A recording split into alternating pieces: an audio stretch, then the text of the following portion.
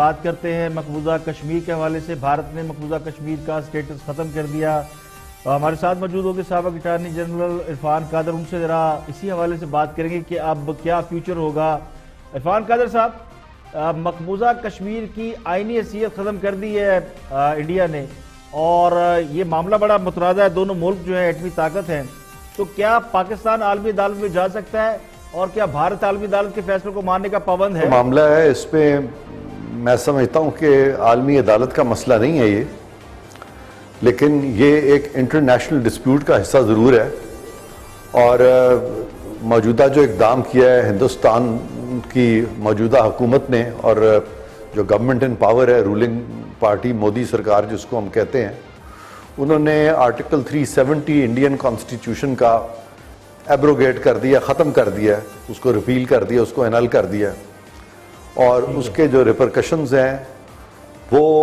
ये है कि उससे जो एक इंडिपेंडेंस थी, खुद मुख्तारी थी, रिलेटिव खुद मुख्तारी, बहुत खुद मुख्तारी तो नहीं है, असल खुद मुख्तारी तो तब होगी जब वहाँ पे यूनाइटेड नेशंस के रेजोल्यूशंस के मुताबिक प्लेबिसिट होगा। अब चूँकि वो स्टेज अभी नहीं आई, तो रिलेटिवली स्पीकिंग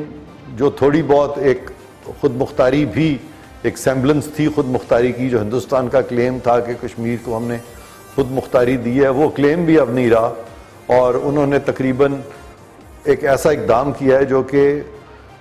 किसी भी जो फेडरेटिंग यूनिट है, कोई भी इंडिया की कोई भी स्टेट है,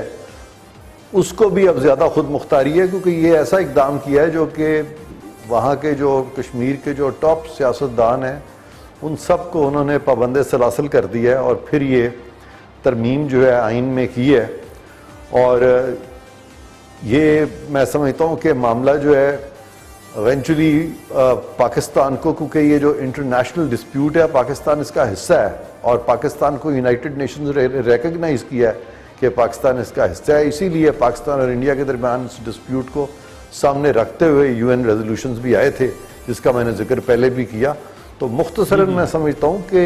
कश्मीरियों के साथ जो एट्रॉसिटीज़ हो रही हैं, अभी जो रिसेंटली उन्होंने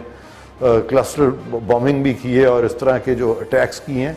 तो ये मामला बजाय आलमी अदालत में ले जाने के, ये मामला तो हमें डिप्लोमेटिक लेवल पर, खारजा लेवल पर इसको एड्रेस करना चाहिए और हमें ये मामला यूनाइटेड नेशंस की तरफ लेके जाना चाहिए, ना कि आलमी अदालत में लेके जाना चाहिए। अब जरा मौजूदा हुकूमत की कारकर्दगी का जायजा ले लें इरफान कादर साहब। एक साल में मौजूदा हुकूमत ने कितनी कानून साजी की है और इदारों में इस्लाहात करने के बहुत से दावे किए गए थे, तो ये दावे किस हद तक दुरुस्त साबित हुए? जी, हुकूमत की जो कानून साजी है, आप देखें कानून साजी तब होती है जबकि पार्लियामेंट जो है वो मजबूत हो। यहाँ पे आपस की जो रेशा दवानी है अपोजिशन की और हुकूमत की, तो इन रेशा दवानियों में कोई मुस्बत कानून साजी नहीं हो सकती। और इसीलिए मैं समझता हूँ कि अगर हम मौजूदा हुकूमत की कारकर्दगी देखें तो ये कहना कि ये बेहतर है, तो बेहतर मैं इस पर कमेंट नहीं करूँगा, क्योंकि एक बहुत बड़ा जो डिफरेंस है इस हुकूमत में और पिछली हुकूमत में वो ये है कि पिछली हुकूमतों में जो सुप्रीम कोर्ट एक ओवर एक्टिव सुप्रीम कोर्ट थी और वो हुकूमतों को उन्होंने, मैं समझता हूँ कि चलने ही नहीं दिया पिछली दो हुकूमतों को। और ख़ास तौर पे जो लास्ट जो आउटगोइंग चीफ जस्टिस हैं, वो तो बहुत ज़्यादा इंटरफियरेंस थी और बहुत सारे जजेस की भी इंटरफियरेंस थी। उस किस्म की इंटरफियरेंस जो है इस वक्त हम नहीं देख रहे, तो इसलिए उस चीज़ को देखते हुए मैं समझता हूँ कि मौजूदा हुकूमत की कारकर्दगी पिछली हुकूमतों से ज़्यादा मुस्बत होनी चाहिए थी, बेहतर होनी चाहिए थी। लेकिन पार्लियामेंट में आपस में डिवाइड इतनी ज़्यादा है कि हम कहते हैं कि जी अपोजिशन और हुकूमत जो है वो एक पार्लियामेंट्री सिस्टम का, एक जमहूरियत का एक ज़रूरी जुज़्व होते हैं। तो वो अगर एक चैरियट के दो पहिए हैं तो कम से कम एक पहिया जो है वो, या पहियों में आपस में हमआहंगी नहीं है, और इस वजह से मैं समझता हूँ कि कानून साजी भी उस तरह से नहीं हो सकी जिस तरह से कि एक जमहूरियत में तवक्को की जाती है। कानून साजी नहीं हो सकी इरफान कादर साहब, तो जो ओवरऑल परफॉर्मेंस है बाकी मामलात में, ये क्या बेहतर है अगर आप समझते हैं कि वो तो मामला सुप्रीम कोर्ट वाला? जी, मैं नहीं समझता कि इस हुकूमत को भी उस तरह से मौका मिला अभी तक। गो कि जैसे मैंने अभी आपसे कहा कि अदालतों की तरफ से इंटरफियरेंस अब कुछ कम है, लेकिन at the same time opposition जो है और हुकूमत जो है वो एक पेज पे नहीं है, उनका आपस में बहुत ज़्यादा तजादात पैदा हो चुके हैं। और जैसे मैंने कहा कि जब तक मुस्बत तरीके से दोनों एक दूसरे के नुक्ता नज़र को नहीं समझेंगे तब तक कानून साजी जो है वो वजूद में नहीं आ सकती। बिल्कुल सही है, दोनों एक ही उसके पहिए होते हैं। अब जरा बात कर लें नैब की कि नैब ने एक साल में बहुत से लोगों में मुकदमा बनाए, अभी मरीम नवाज को गिरफ्तार किया, बहुत से लोग नैब की तहवील में। तो क्या नैब से जो तौक़ुआत थी वो पूरी हो रही है? अपोजिशन कहती है कि नैब हुकूमत की बी टीम के तौर पर काम कर रही है। जो नैब की साख है वो किस हद तक मुतासर हुई है वो उसका अंदाज़ा आप इससे लगा सकते। मैं अपना कोई तजिया यहाँ नहीं देना चाहता, मैं तो फैक्ट्स जो हैं आवाम के सामने रखना चाहता हूँ, आपके सामने रखना चाहता हूँ। और जैसे कि अभी आपने जिक्र किया है कि अपोजिशन में एक तासुर ज़रूर पाया जाता है कि एहतसाब जो है वो लॉप साइडेड है। वो समझते हैं कि उनके लोगों को तो पाबंद सलासिल किया गया, उनको पकड़ा गया, उनके खिलाफ इंक्वायरीज, इन्वेस्टिगेशंस और रेफरेंसेस भी फाइल हुए, लेकिन उसी निस्बत से हुकूमती जो अरकान हैं या हुकूमती होल्डर्स ऑफ पब्लिक ऑफिस हैं उनके खिलाफ ये चीज़ नहीं हुई। तो नैब को इस चीज़ का ख़ास ख्याल रखना पड़ेगा, क्योंकि पाकिस्तान की जो कॉन्स्टिट्यूशनल हिस्ट्री है, अगर वो पिछले आप 70 साल की कॉन्स्टिट्यूशनल हिस्ट्री देखें तो हर आने वाली हुकूमत का एक ही रिटोरिक रहा है, एक ही बयानिया रहा है कि पिछली हुकूमत करप्ट है और हम अब उनको पकड़ेंगे। तो इस वजह से आज भी इतने सालों के बाद हमें बयानिया मुख्तलिफ नज़र नहीं आ रहा मौजूदा हुकूमत का जो कि माजी की हुकूमतों का था। तो इन हालात में नैब पे बहुत भारी जिम्मेवारी आयद होती है, क्योंकि यहाँ पे आप एक और चीज़ देखें कि एहतसाब जो है वो जो इलेक्टेड लोग हैं उनका एहतसाब उन लोगों के हाथ में इस वक्त है जो कि इलेक्टेड नहीं है। तो हम क्या अपनी डेमोक्रेसी को कंट्रोल कर रहे हैं थ्रू दी अनइलेक्टेड पीपल और unelected holders of public office? ये एक बहुत बड़ा इशू है जिसको कि एड्रेस तभी किया जा सकता है कि अगर वाकई लगे कि नैब ना सिर्फ अपना काम इंडिपेंडेंटली कर रही है बल्कि नैब केसेस एक फरीक के खिलाफ नहीं बना रही, बल्कि नैब सबको इक्वली ट्रीट कर रही है और रेफरेंसेस जो बने वो मंतकी एतबार से भी सही हो। तो अब तक चूँकि खासा क्रिटिसिज्म नैब के बारे में भी पाकिस्तान में पाया जाता है, एक डिफरेंस पाया जाता है, कंट्रोवर्सी पाई जाती है, लिहाजा